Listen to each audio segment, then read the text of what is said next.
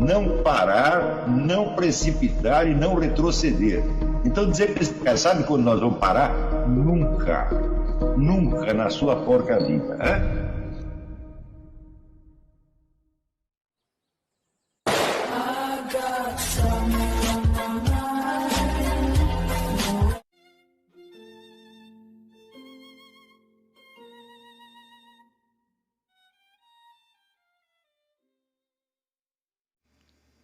E aí pessoal, tranquilo?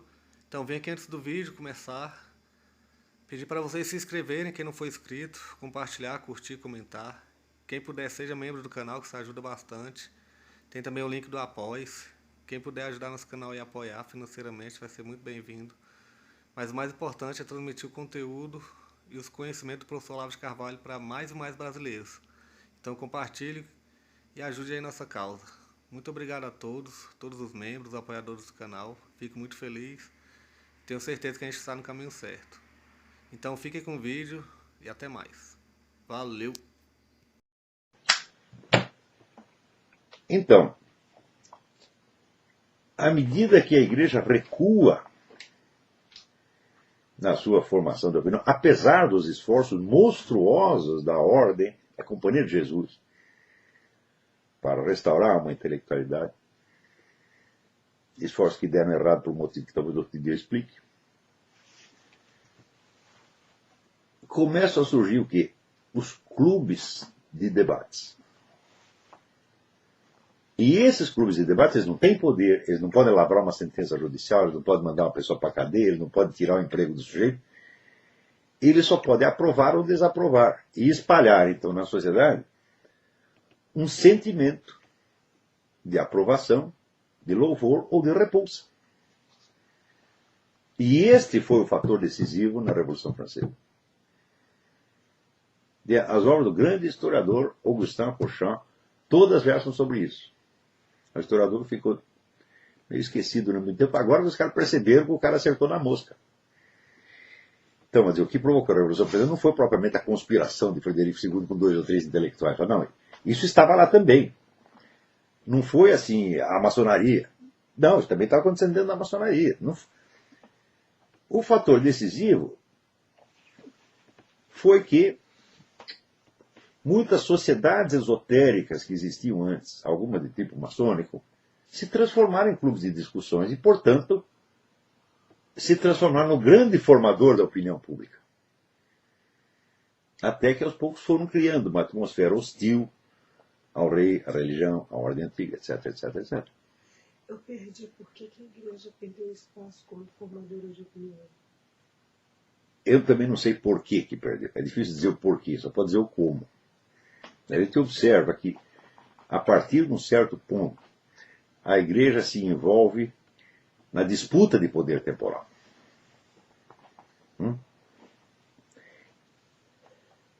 O pessoal pensa que durante a Idade Média a igreja tinha isso. Fala, não, isso é uma ideia completamente errada. A igreja, durante a Idade Média, tinha hegemonia intelectual, hegemonia cultural. Total. Você dificilmente vê surgir uma ideia anticristã durante a Idade Média, porque aquilo não era pensável. Né? Quer dizer, a linguagem era toda criada, vamos dizer, pelos filósofos, escritores cristãos, pregadores cristãos, etc, etc. Né? A arte, você só vê formas cristãs em tudo quanto é lado. Então, o imaginário, uma vez formado o imaginário geral, todo mundo segue isso aí. Isso quer dizer que a igreja não precisava ter poder temporal, porque ela desfrutava da autoridade. Ela dominava o conjunto da cultura e, portanto, da formação das consciências. Você está entendendo? Então, mesmo que o sujeito odiasse a igreja, ele ia pensar do jeito que ela mandou pensar, porque ele não tem outra. Quer dizer, um sujeito, para ser realmente o inimigo da igreja durante a Idade Média, ele precisa ser um verdadeiro satanás, ele precisa ser um gigante, um monstro, você está entendendo? Porque ele precisaria conceber uma cultura inteira. Está entendendo? O que acontece? Que a partir de um certo momento, há uma entrada maciça de outros elementos, ao mesmo tempo em que a igreja, entrando muito na disputa de poder temporal, ela relaxa a manutenção da autoridade.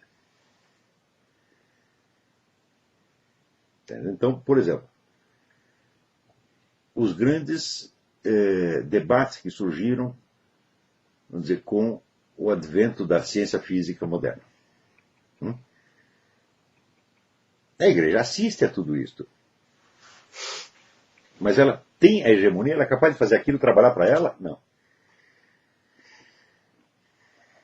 Mesmo as obras de cientistas que eram extremamente devotos, como Copérnico, são depois usadas contra a igreja.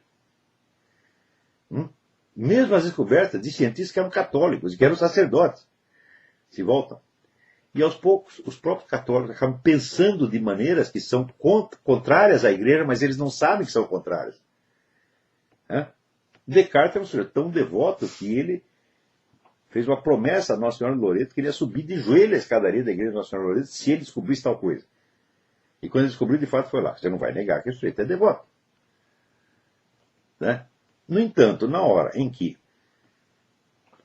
ele faz todo o conhecimento depender da subjetividade do indivíduo, acabou. É claro que o Deus de Descartes é um elemento externo. Não faz parte, vamos dizer, da ordem do mundo do Descartes. É um elemento externo que só serve para colar os meus pensamentos a um suposto mundo exterior. Ele já não é mais o centro de construção do universo. O centro de construção agora é a subjetividade do indivíduo. Não é centro de construção nem do universo e nem do conhecimento. Então, Descartes é um 100% subversivo e 100% errado, aliás. E por que foi Descartes que ficou? Por que foi ele que exerceu a influência? Por causa dos clubes de debates. Eles eram agora os formadores da opinião. Esses clubes de debate nasciam de sociedades esotéricas, que antes eram grupos fechados, tá certo?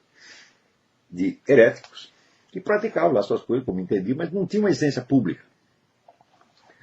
Não. A partir do surgimento do mundo moderno, aparece, por exemplo, quando se funda a Royal Society na Inglaterra, que é a matriz da ciência moderna. Todos os membros da Royal Society pertenciam às sociedades secretas, todos eles. Era tudo esotérico, macumbeiro. Você pensa, cientista, materialista, objetivo, nada disso. Como foi possível acontecer isso? Você vê que a igreja tinha perdido mesmo a hegemonia. Não. Eu acho que um dos motivos dessa perda foi, isso é uma especulação, isso pode ficar para uma outra aula, mas eu vou enunciar aqui.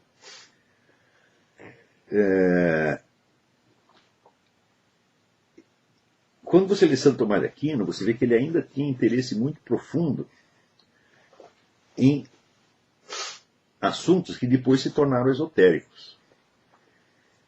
Que a igreja começou a abominar e jogou fora, como alquimia, astrologia, etc, etc.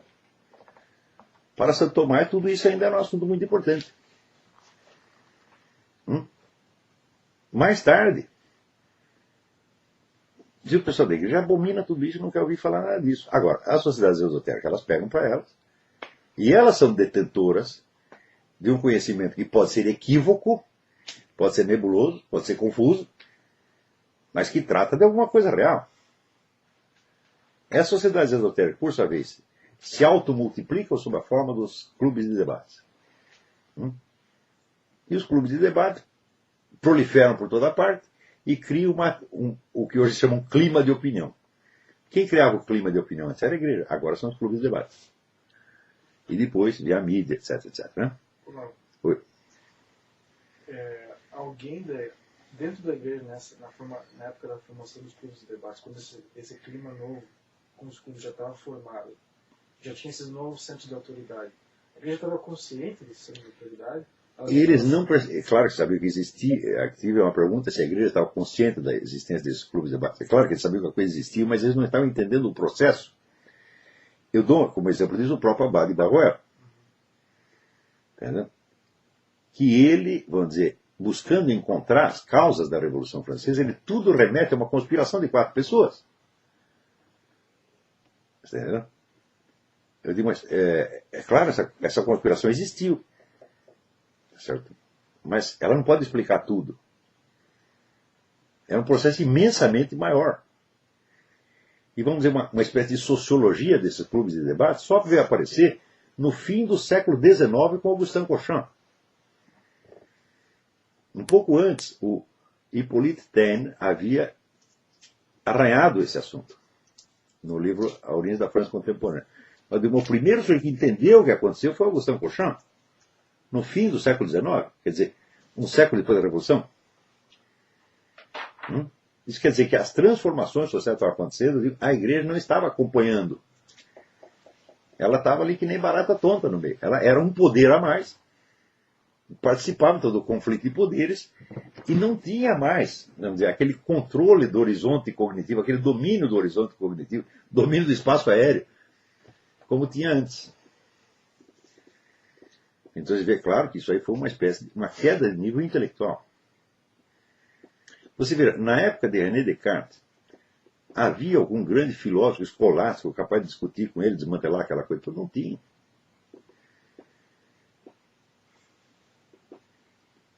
E mesmo que tivesse,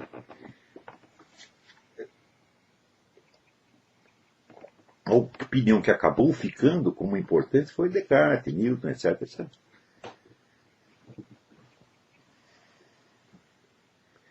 Quando, por exemplo, um elemento importantíssimo é a formação da Royal Society. A Royal Society ela se arroga no papel, vamos dizer, da gerente geral das ciências.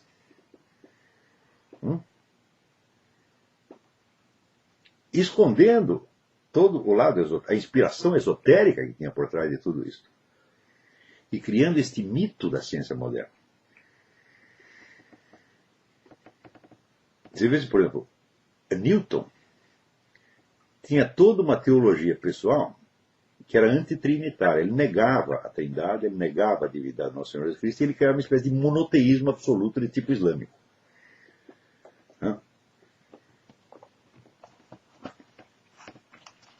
Convinha, vamos dizer, a esta nova classe de intelectuais científicos esconder isso para baixo do tapete e criar o mito da autoridade científica do Newton, independente de qualquer pressuposto religioso, metafísico, etc, etc. Não esqueça que Newton só virou autoridade no mundo graças a Voltaire. Então, Voltaire que disseminou isso aí. E a visão que ele apresenta do Newton é aquela visão limpinha, né? Do jeito que só pensa em equações. Hoje nós sabemos que tudo isso que o Newton desenvolveu com a lei da gravitação universal era apenas um elo de um longo raciocínio teológico destinado a fundamentar aquele monoteísmo absoluto.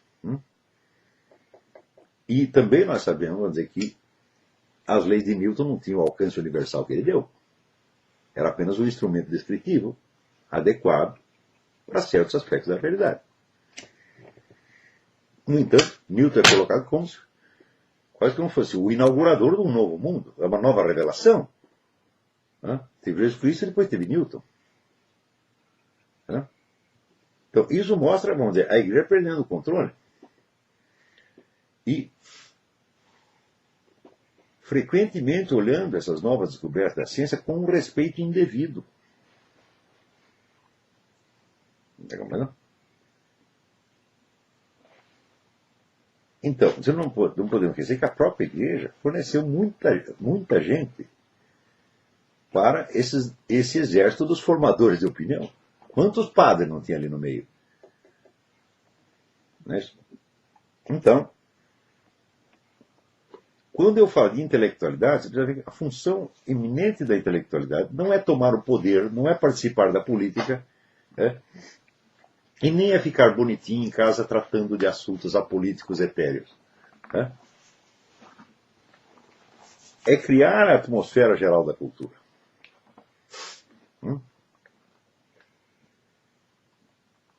Está compreendendo? E ficar, vamos dizer, dentro da sociedade, como uma camada que, embora não tenha o poder de lavrar sentença judicial contra ninguém, de tirar ninguém da presidência da República, de tomar o emprego de quem quer que seja, ela pode criar uma disposição favorável ou desfavorável, pode julgar e absolver ou condenar moralmente ou intelectualmente tudo que se passa na sociedade. Essa é a nossa função. O problema do Brasil é que toda a camada que dentro da sociedade tem por incumbência fazer exatamente isso foi toda tomada por um determinado ativismo político. Então, ela não tem mais a função, vamos dizer, equilibrante e saneadora que tinha antes. Ao contrário, ela se torna mais um fator de confusão. Porque ela não vai levar em conta tudo que está acontecendo na sociedade, olhar a coisa por todos os lados. Não, não, não. Ela vai tapar tornar invisíveis todos os fatos que não lhe interessam, que são contrários aos seus interesses de poder. Então, a total perversão da atividade intelectual no Brasil foi o que permitiu o advento deste governo, onde temos lá um estuprador na presidência, um monte de bandido, ladrão, associado com o narcotraficante, e ainda posando de bonzinho, etc. Quer dizer, uma situação, não se trata de criticar isso politicamente. Minha crítica não é política, é crítica de ordem moral, infinitamente superior à política. Essas coisas que estão acontecendo no Brasil simplesmente não podem acontecer. Não é uma questão de ser esquerdista ou direitista. Né?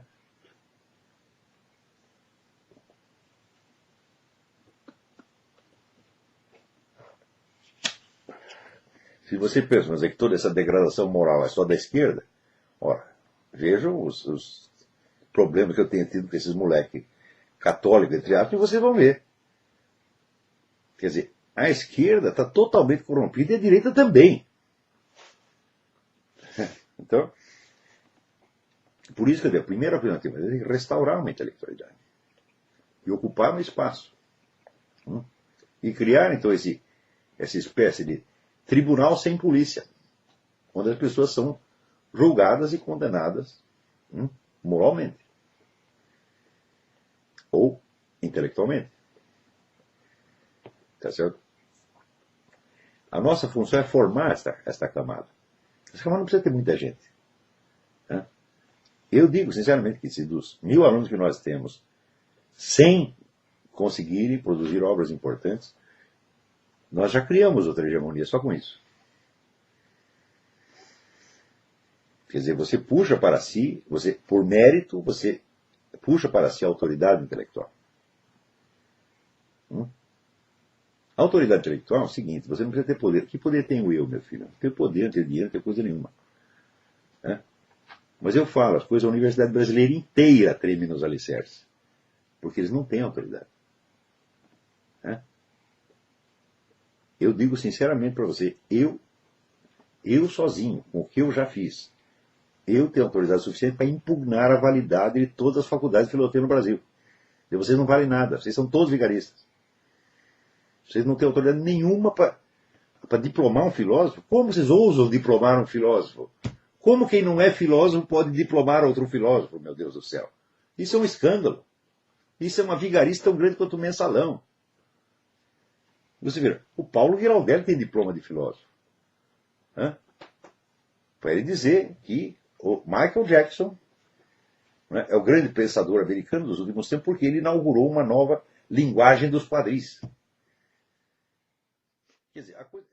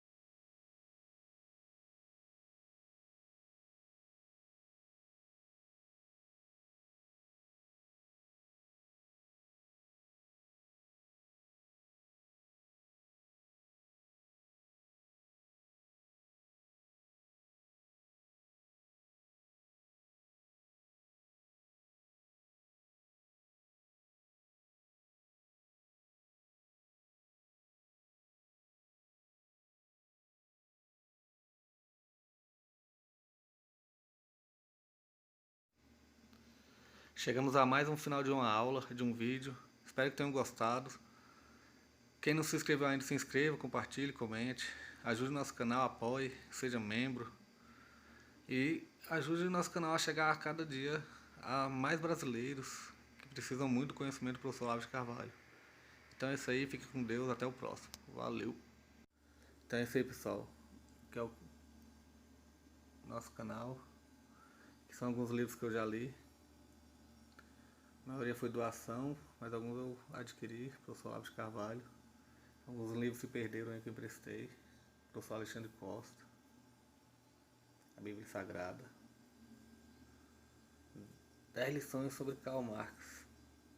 Indico a não ler esse livro, que é muito ruim mesmo. Alguns pensadores aqui que realmente, como o professor Olavo de Carvalho disse, não são pensadores. Valeu, tamo junto aí. Apoie nosso canal, seja membro.